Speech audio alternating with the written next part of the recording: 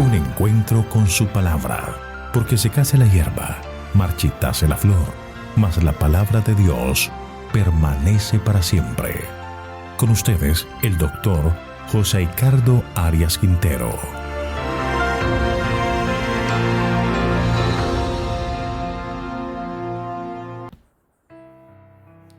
Hoy vamos a estudiar Marcos capítulo 13. Jesús predice la destrucción del templo. Para ello vamos a orar. Querido Señor, alabado y glorificado sea tu nombre. Te alabamos, Señor, porque eres un Dios bueno, maravilloso, poderoso, y venimos a ti para confesarte nuestro pecado, para pedirte que nos limpies de maldad, para que nos des mentes dispuestas a escuchar tu palabra y poderla guardar en nuestro corazón. Gracias, Señor, por estar con nosotros, pues lo pedimos todo en el nombre de Jesús. Amén. Este es considerado uno de los capítulos del Nuevo Testamento más difíciles de entender para un lector moderno, porque es uno de los capítulos más judíos de la Biblia. Jesús usa categorías e imágenes que les eran muy familiares a los judíos de su tiempo, pero que nos resultan muy extraños y hasta desconocidos para los que vivimos en esta época. Pero también es una fuente de muchas ideas acerca de la segunda venida de Jesús. Este tema es relevante para nosotros. Haremos bien en entender lo que el Señor quería enseñar a sus discípulos y que nos revela la voluntad divina. Para entender el pensamiento judío debemos considerar que ellos nunca pusieron en duda que eran el pueblo elegido por Dios. Es más, ellos estaban seguros que habrían de ocupar el lugar que les correspondía en el mundo como pueblo escogido, según ellos lo veían, merecían y habrían de tener por último. Pero entendían que era difícil, que por ellos mismos podrían lograr tal cosa. Por lo tanto, esperaban la intervención divina con un aire de pensamiento positivo. Los judíos estaban seguros que Dios iba a intervenir en su favor. Para ellos, el día del Señor será el momento en que el Dios eterno actuaría en favor de su pueblo y echaría a sus enemigos. Con este trasfondo entendemos por qué a los discípulos les costó aceptar la idea del Mesías sufriente. Ahora, estudiemos el capítulo 13 de Marcos tratando de entender lo que el Señor quería transmitir a sus discípulos. Aquí comienza con un diálogo interesante, versículos 1 y 2. Al salir Jesús del templo, le dijo uno de sus discípulos: Maestro, mira qué piedras y qué edificios. Jesús respondiendo le dijo: ¿Ves estos grandes edificios? No quedará piedra sobre piedra que no sea derribada. Estaba cayendo la tarde del día martes de la semana de la pasión y muerte de Jesús. Él había estado en el templo enseñando y discutiendo con los escribas y fariseos. Una vez terminado, salió de este templo para nunca más volver. El deseo de todas las gentes había venido. Esto era lo que hacía tan especial este templo en comparación con el templo de Salomón. Pero la majestad del cielo no fue bienvenida. Los dirigentes del pueblo trataron de impedir el desarrollo de su ministerio. Pensemos por un momento qué hubiera pasado si Jesús hubiese sido recibido por todos como el Mesías y el Salvador. Otra sería la historia. Pero lamentablemente esto no ocurrió. Ahora Jesús se va del templo y nunca más volverá. Sin embargo, la construcción del templo era exuberante, los pisos de mármol, sus paredes bien elaboradas, sus columnas grandes. Cuánto empeño, cuánta dedicación para levantar ese hermoso edificio. Los discípulos miraron ese maravilloso templo y le pidieron a Jesús que por un minuto contemplara esa majestuosa obra. Ellos trataron de estimular una respuesta similar en Jesús.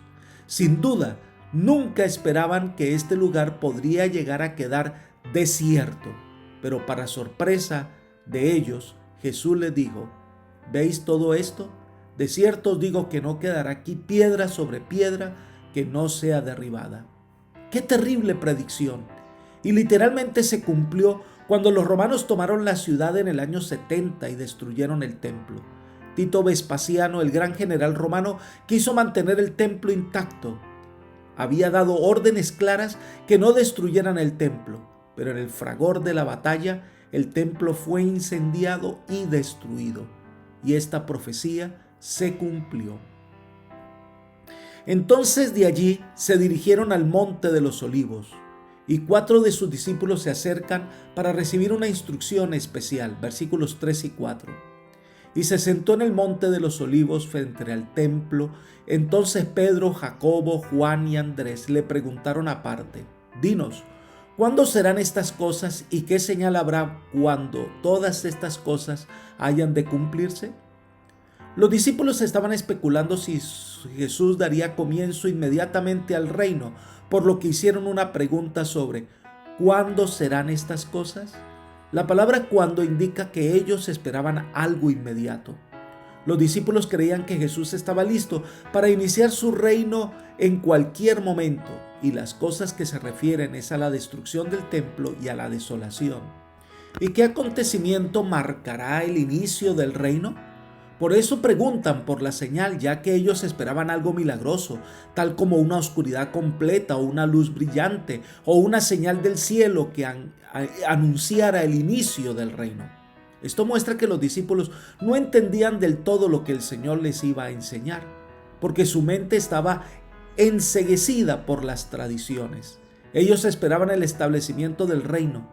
Recordemos que después de la resurrección de Cristo, ellos todavía no entendían y vinieron a preguntarle lo que leemos en Hechos capítulo 1 versículos 6 y 7. Entonces los que se habían reunido le preguntaron diciendo: Señor, ¿restaurarás el reino a Israel en este tiempo? Y les dijo: no os toca a vosotros saber los tiempos o las sazones que el Padre puso en su sola potestad. No entendían eso, que Jesús vendría otra vez. No entendían que el Mesías se iba y volvía. Así que la pregunta que le hacen a Jesús también mezcla los dos acontecimientos. Mucho de lo que Jesús le dijo no lo comprendieron en el momento, pero a medida que seguían las orientaciones del Espíritu Santo, entendieron lo que significaba la expresión el fin del siglo o el fin del mundo. Jesús entonces da una serie de señales en los que mezcla los dos acontecimientos, tanto la destrucción de Jerusalén como el establecimiento de su reino. Elena de White comenta: en su contestación a los discípulos, Jesús no consideró por separado la destrucción de Jerusalén y el gran día de su venida. Mezcló la descripción de estos dos acontecimientos. Si hubiese revelado a sus discípulos los acontecimientos futuros como los contemplaba él, no habrían podido soportar la visión. Por misericordia hacia ellos, fusionó la descripción de las dos grandes crisis, dejando a los discípulos estudiar por sí mismos el significado. Este discurso eterno no fue dado solamente para los discípulos, sino también para aquellos que iban a vivir en medio de las últimas escenas de la historia de esta tierra. Libro El deseado de todas las gentes, página 581. Con esto en mente, veamos la respuesta que Jesús da a los discípulos. El primer grupo de señales está en los versículos 5 al 8. Leamos por secciones esta parte del capítulo 13 de Marcos. Leamos los versículos 5 y 6. Jesús respondiéndoles comenzó a decir: mirad que nadie os engañe, porque vendrán muchos en mi nombre diciendo: yo soy el Cristo, y engañarán a muchos. Lo primero que hace el Señor es darle una advertencia: que nadie os engañe. Es decir, habrá de alguna manera intentos para confundir y engañar a los discípulos. Esta misma advertencia es para nosotros. ¿Cómo pretendería engañarnos? Pues vendrán muchos diciendo: yo soy el Cristo. La primera aplicación es para aquellos que vendrán en la época de los apóstoles tratando de hacerse pasar por el Mesías, anunciando la liberación de Israel. Pero esta realidad también se presenta en nuestro tiempo, de hombres que se dicen ser el Mesías, el Cristo encarnado o un enviado de Dios que tiene como objetivo desviar a las personas del sencillo mensaje de salvación. Elena de White comenta: muchos falsos mesías iban a presentarse pretendiendo realizar milagros y declarando que el tiempo de la liberación de la nación judía había venido. Iban a engañar a muchos. Las palabras de Cristo se cumplieron. Entre su muerte y el sitio de Jerusalén aparecieron muchos falsos mesías. Pero esta amonestación fue dada también a los que viven en esta época del mundo. Los mismos engaños practicados antes de la destrucción de Jerusalén han sido practicados a través de los siglos y los serán de nuevo. Libro El deseo de todas las gentes, página 582. Esta advertencia divina aparece en varios pasajes del Nuevo Testamento. Es una advertencia clara para estar alertas contra los falsos maestros de hoy. Esta misma señal se enfatiza en el mismo capítulo de Marcos 13, versículos 21 al 23. Leamos. Entonces, si alguno os dice, mirad, aquí está el Cristo, o mirad, allí está, no le creáis, porque se levantarán falsos cristos y falsos profetas y harán grandes señales y prodigios para engañar, si fuere posible, aún a los escogidos. Pero vosotros tened cuidado, os lo he dicho todo de antemano. Aparecerán falsos profetas como en la antigüedad que vendrán a dar mensajes como si fueran de Dios. Estos falsos hombres llevan a los hombres a quitar su mirada en la palabra de Dios y a fijarla en ellos como los grandes hombres del saber. Considero que esta generación, la generación actual, es la más fácil de engañar de todas, porque a pesar del conocimiento que tenemos, del acceso a la comunicación, hemos decidido creer lo que vemos. Y estos hombres harán grandes señales y además de eso, cualquier cosa que nos parezca científica, rodeada de esoterismo o de misterio, es considerada una ciencia. Estas señales serán de tal magnitud que maravillarán a muchas personas. Jesús en el Sermón del Monte lo advirtió. Leamos Mateo 7, 21 al 23, donde dice: no todo el que me dice, Señor, Señor, entrará en el reino de los cielos, sino el que hace la voluntad de mi Padre que está en los cielos. Muchos me dirán en aquel día, Señor, Señor, ¿no profetizamos en tu nombre, y en tu nombre echamos fuera demonios, y en tu nombre hicimos muchos milagros? Y entonces les declararé, nunca os conocí, apartaos de mí, hacedores de maldad. Por eso el Señor advierte, que nadie os engañe. La única seguridad del cristiano es conocer a Jesús por experiencia personal, conocer su carácter y conocer lo que la palabra de Dios nos dice. Debemos estudiar la Biblia con detenimiento y probar todo con un así dice Jehová. Además debemos tener cuidado con algunos que usan la Biblia como lo hizo Satanás al tentar a Jesús solo por su conveniencia. Por eso el Hijo de Dios debe orar, pedir sabiduría y estudiar la Biblia con regularidad para no ser engañado por los falsos maestros. Es más, se nos advierte que nos dirán que aquí está o que estará allá. No debemos acudir a esos lugares, no debemos prestar atención a estos falsos cristos y no debemos permitir que sus enseñanzas puedan hacer nido en nuestro corazón. Debemos alimentarnos de la palabra de Dios. Continuemos nuestro estudio de Marcos capítulo 13 con los versículos 7 y 8. Estamos estudiando las señales que Jesús les habló a Pedro, Santiago, Juan y Andrés. Leamos los versículos 7 y 8 de este capítulo. Pero cuando oigáis de guerras y de rumores de guerras, no os turbéis, porque es necesario que así suceda, pero aún no es el fin. Pues se levantará nación contra nación y reino contra reino, y habrá terremotos en muchos lugares, y habrá hambres y alborotos, principio de dolores son estos. Ahora, estas señales que se mencionan son una cantidad de luchas o guerras que actuarán en la vida de las personas y las afectarán completamente. Aquí el Señor menciona otras señales, guerras, rumores de guerra, nación contra nación. Algunos historiadores comentan que entre el año 31 hasta el año 70 fue un periodo de grandes calamidades. Elena de White comenta, antes de la destrucción de Jerusalén, los hombres contendían por la supremacía. Se mataban emperadores, se mataban también a los que creían más cercanos al trono. Había guerras y rumores de guerras. Es menester que todo esto acontezca, dijo Cristo, mas aún no es el fin de la nación judía como tal. Porque se levantarán nación contra nación y reino contra reino, y habrá pestilencias y hambres, terremotos por lugares, y todas estas cosas, principio de dolores. Cristo dijo, A medida que los rabinos vean estas señales, declararán que son los juicios de Dios sobre las naciones por mantener a su pueblo escogido en servidumbre. Declararán que estas señales son indicios del advenimiento del Mesías.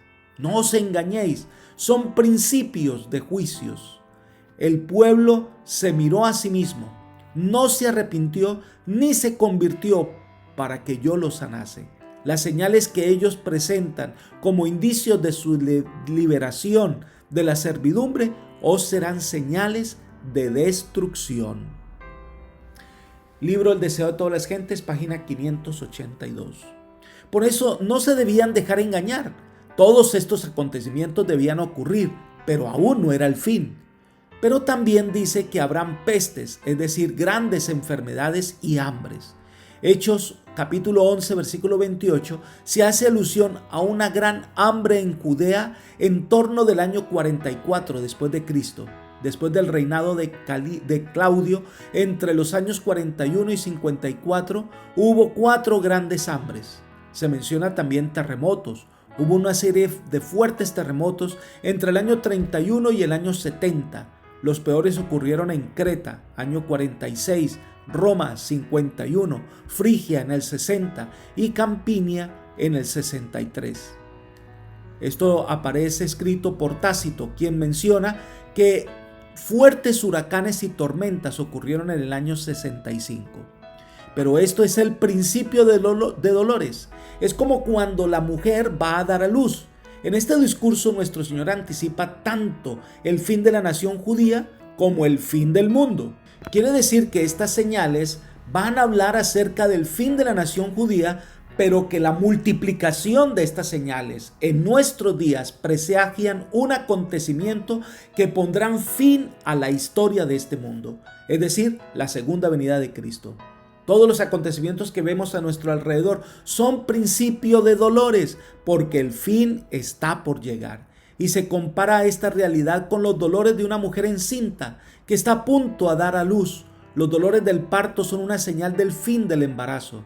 De la misma manera, estas señales nos hablan del tiempo del fin en que el Señor pondrá punto final a la historia de la maldad de este planeta Tierra.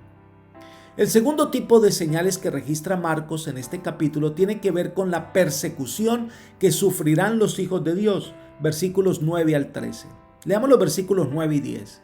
Pero cuidad de vosotros mismos, porque os entregarán a los concilios, y en las sinagogas os azotarán, y delante de gobernadores y de reyes os llevarán por causa de mí para testimonio de ellos. Y es necesario que el evangelio sea predicado antes a todas las naciones. Jesús comienza esta sección diciendo, cuidad de vosotros. Es decir, sean prudentes, estén preparados, porque ustedes serán llevados ante los concilios, que eran las cortes locales judías adjuntas a las sinagogas, en las cuales trataban los casos de herejías e infracciones a la ley.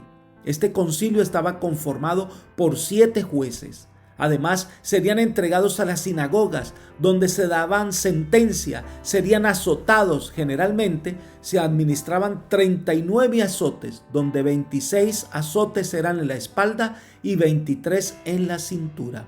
Fue cierto que hasta los mismos familiares delataban a los cristianos.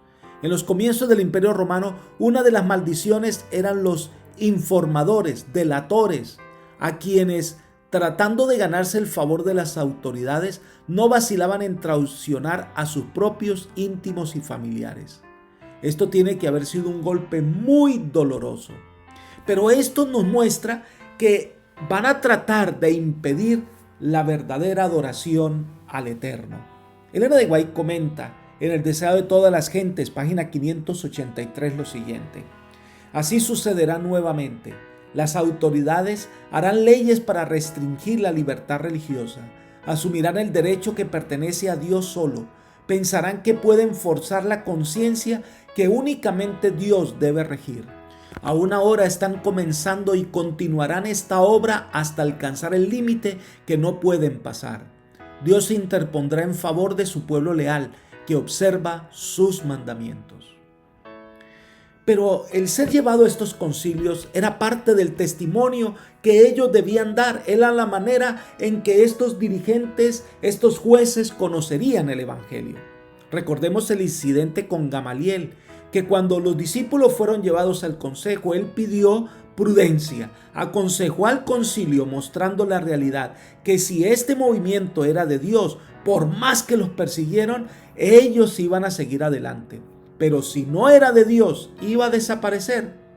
Y entonces llegará la afirmación que el evangelio entonces será predicado a todas las naciones. El evangelio de la gracia debía ser predicado a todo el mundo. Jesús los envió a todas las naciones a ser discípulos. Cuando Pablo predicaba el evangelio y escribió su carta a Colosenses, afirmó que para entonces el evangelio iba o era predicado en todo el mundo conocido. Leamos Colosenses capítulo 1, versículo 23. Si en verdad permanecéis fundados y firmes en la fe, y sin movernos de la esperanza del evangelio que habéis oído, el cual se predica en toda la creación que está debajo del cielo, del cual yo, Pablo, fui hecho ministro. Sigamos leyendo el versículos 5 y 6. A causa de la esperanza que os está guardada en los cielos, de la cual ya habéis oído por la palabra verdadera del evangelio, que ha llegado hasta vosotros, así como a todo el mundo, y lleva fruto y crece también en vosotros, desde el día que oísteis y conocisteis la gracia de Dios en verdad. Así que para la época de Pablo, él afirma que el evangelio iba a ser predicado en todo el mundo. Ahora, este cumplimiento es un cumplimiento parcial, porque Apocalipsis capítulo 14 se anuncia que el evangelio eterno debe ser predicado a cada tribu, lengua y pueblo. Esta es una de las señales más determinantes del fin del mundo. Gracias a Dios que el evangelio está llegando a todos los rincones del mundo, a todo pueblo, a toda nación, y está teniendo la oportunidad las personas de escuchar y de tomar una decisión en favor de la salvación. Entonces viene un mensaje especial de consuelo y una advertencia, versículos 11 al 13. Pero cuando os lleven para entregaros, no os preocupéis, porque lo que habéis de decir ni lo penséis, sino lo que os sea dado en aquella hora, eso hablad, porque no sois vosotros los que habláis, sino el Espíritu Santo. El hermano entregará a la muerte al hermano, y el padre al hijo, y se levantarán los hijos contra los padres y los matarán, y serán odiados por todos por causa de mi nombre. Pero el que perseverare hasta el fin, éste será salvo. Cuando sean llevados ante los tribunales, más que estar temerosos, los creyentes pueden permanecer calmados y depender del Espíritu Santo, quien les dará las palabras apropiadas y efectivas para defender su fe en Cristo. Recordemos las palabras de Jesús registradas en Mateo capítulo 10, versículos 18 al 20. Y aún ante gobernadores y reyes seréis llevados por causa mía, para testimonio a ellos y a los gentiles. Pero cuando os entreguen, no os preocupéis por cómo o qué hablaréis, porque en aquella hora os será dado lo que habéis de hablar, pues no sois vosotros los que habláis, sino el Espíritu de vuestro Padre que habla en vosotros. El Señor es el que hablará, es quien inspirará y recordará lo que hemos estudiado, lo que hemos guardado en nuestro corazón, en nuestra mente de la palabra de Dios. Y entonces viene una de las más terribles figuras, y es que el evangelio puede traer división familiar. Y es más, muchos de ellos traicionarán y entregarán a sus seres queridos, creyendo que están sirviendo a Dios. Y algo terrible ocurrirá con aquellos que saldrán de nuestras filas y se irán a traicionar a los hijos de Dios. Mira lo que Elena de White comenta en el mismo libro y en la misma página citada anteriormente. Muchos tropiezan, caen y apostatan de la fe que una vez defendieron. Los que apostataran en aquel tiempo de prueba llegarán para conseguir su propia seguridad, a dar falso testimonio y a traicionar a sus hermanos. Cristo nos advirtió todo esto a fin de que no seamos sorprendidos por la conducta antinatural y cruel de los que rechazan la luz. El odio que los fieles hijos de Dios experimentan de aquellos que impíos es inexplicable. Es como el odio de Caín por su hermano Abel. ¿Qué le hizo a Abel? Pues nada, solo que su conducta justa era un reproche constante con la conducta injusta de Caín. Entonces el odio despertado por ellos hacia los hijos de Dios es un odio por el bien, y por eso tratan de destruir al pueblo de Dios. Pero el llamado a los hijos de Dios es permanecer fiel, perseverar hasta el fin. Es evidente que el que abandona la carrera antes de llegar a la meta nunca puede esperar recibir el premio. Se debe comenzar la carrera y permanecer en ella. Es tomado de la mano del Señor como podremos finalizar la carrera. Es decir, el que soporte las diversas tentaciones que conducen a la apostasía, tales como los engaños de los falsos profetas y la atracción de la iniquidad, estos que perseveren hasta el fin en el camino del Señor, este es salvo. Son los fieles hijos de Dios que son capaces de esperar en el Señor. La siguiente sección de este capítulo 13 de Marcos nos habla sobre señales proféticas y la manera en que los hijos de Dios deben actuar, versículos 14 al 20. Leamos los versículos 14 al 16. Dice: pero cuando veáis la abominación desoladora de la que habló el profeta Daniel, puesta donde no debe estar, el que lee entienda, entonces los que están en Judea huyan a los montes. El que esté en la azotea no descienda a la casa ni entre para tomar algo de su casa, y el que esté en el campo no vuelva atrás a tomar su capa. La abominación desoladora, es decir, en los recintos del templo se presentará un poder que va a asolar el templo de Jerusalén. El pasaje paralelo de Lucas dice: pero cuando viereis a Jerusalén rodeada de ejércitos, sabed entonces que su destrucción ha llegado. Capítulo 21, versículo 20 de Lucas. El acontecimiento predicho aquí es evidentemente la destrucción de Jerusalén llevada a cabo por los romanos en el año 70, cuando se instalaron los símbolos de Roma pagana dentro del predio del templo. Cuando se suprimió la rebelión judía de Bar Coquebas en el año 135 después de Cristo, los romanos erigieron un templo a Júpiter Capitolino en el sitio del antiguo templo judío, y se les prohibió a los judíos, so pena de muerte, entrar en la ciudad de Jerusalén. Es evidente que el profeta Daniel no solo se refiere a la destrucción de Jerusalén, sino al surgimiento de un poder religioso que llevará al mundo a un falso sistema de adoración. Ahora, cuando el ejército romano coloque su estandarte para destruir a Jerusalén, entonces los cristianos deben huir. Si están en el campo, no se vuelvan a la ciudad. Si están en la terraza, pues salten fuera del templo. Esto fue lo que ocurrió ante el asedio de los romanos. Hubo una interrupción en que los cristianos aprovecharon y huyeron a ciudades cercanas. Esto sorprendió en gran manera a Tito Vespasiano, que dijo que solo Dios pudo abrir la brecha para que los cristianos salieran, ya que por ningún lado ellos habían encontrado forma de entrar a Jerusalén. Sigamos leyendo los versículos 17 al 19. Ay de las que están encinta y de las que críen en aquellos días. Orad pues para que vuestra huida no sea en invierno, porque aquellos días serán de tribulación, cual nunca ha habido desde el principio de la creación que Dios hizo hasta este tiempo, ni la habrá. Jesús siente compasión por aquellas mujeres que no pueden huir rápidamente porque están llevando consigo niños, porque este terror también se puede referir a las atrocidades que incluyen el aborto y el asesinato de infantes. Además, que la huida no sea en invierno, porque no iba a poder desplazarse fácilmente.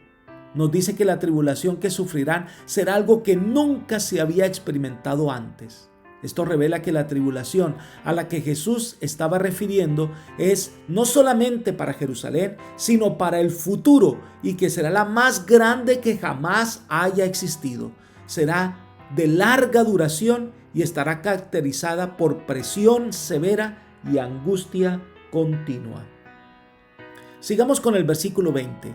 Y si el Señor no hubiera cortado aquellos días, nadie sería salvo, pero por causa de los escogidos que Él eligió, acortó aquellos días. Entonces vendrá una gran tribulación que si el Señor no interviene acortando los días, ninguno se salvará. Por supuesto que las escenas de la destrucción de Jerusalén son terribles, pero el Señor se traslada al fin del tiempo. Parece oportuno que veamos la siguiente interpretación.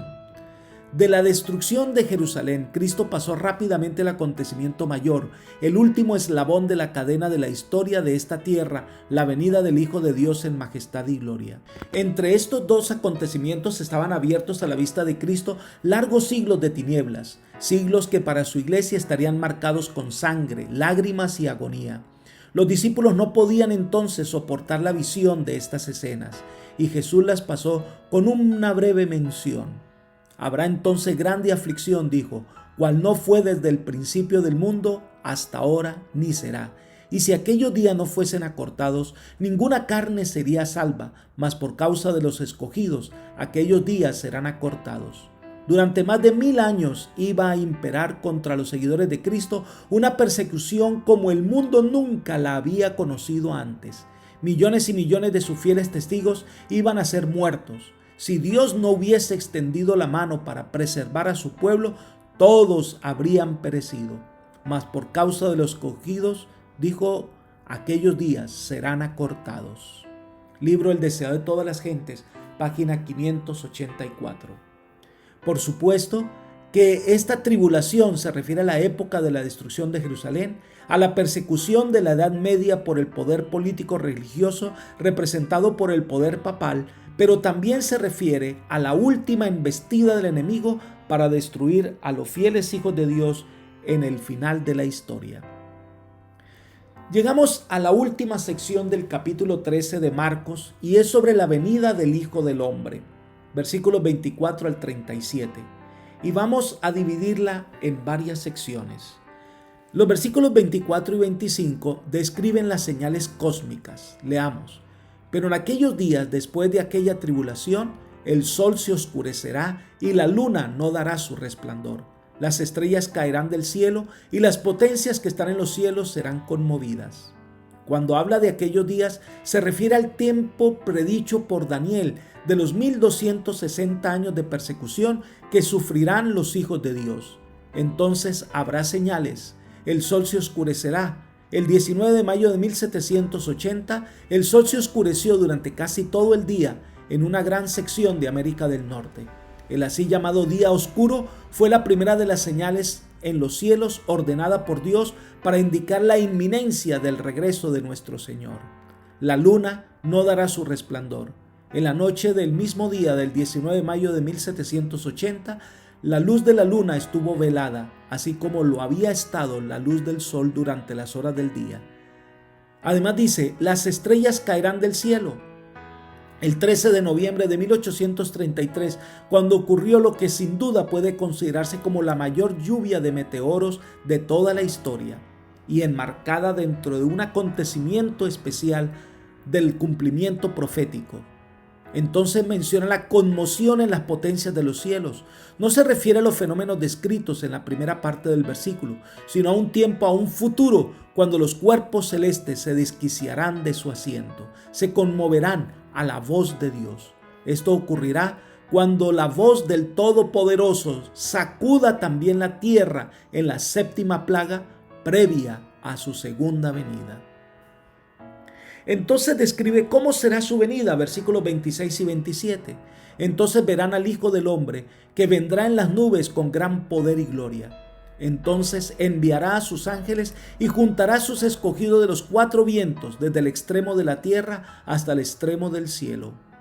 Una venida visible será un acontecimiento que todos verán. De la misma manera como ascendió al cielo ante la vista de todos los presentes, así vendrá a la vista de todos, e incluso será visible aún para los impíos. Se oirá por toda la tierra, porque vendrá con voz de trompeta.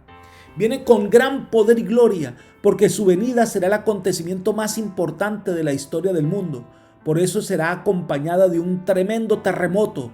Además vendrá con todos sus santos ángeles, y ellos juntarán a sus escogidos, como si estuvieran recolectando una cosecha. Esto incluirá a los que se levantarán de las tumbas. Solo los fieles hijos de Dios serán reunidos para recibir la recompensa final. Entonces viene una amonestación, versículos 28 y 29. De la higuera aprended la parábola.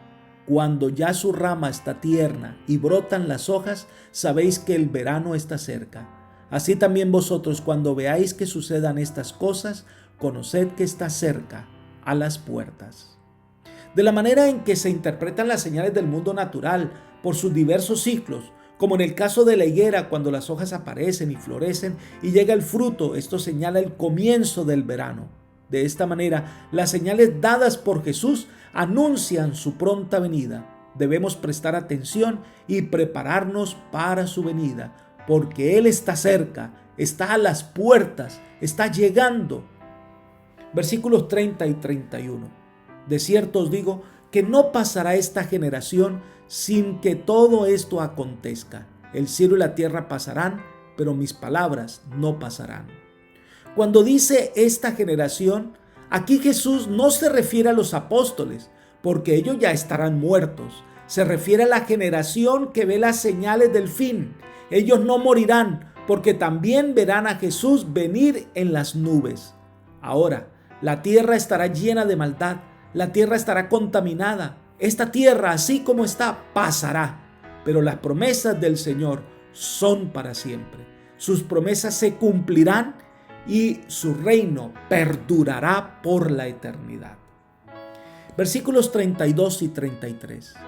Pero de aquel día y de la hora nadie sabe, ni aun los ángeles que están en el cielo, ni el Hijo, sino el Padre. Mirad, velad y orad, porque no sabéis cuándo será el tiempo. El Señor no nos ha revelado la fecha de su venida.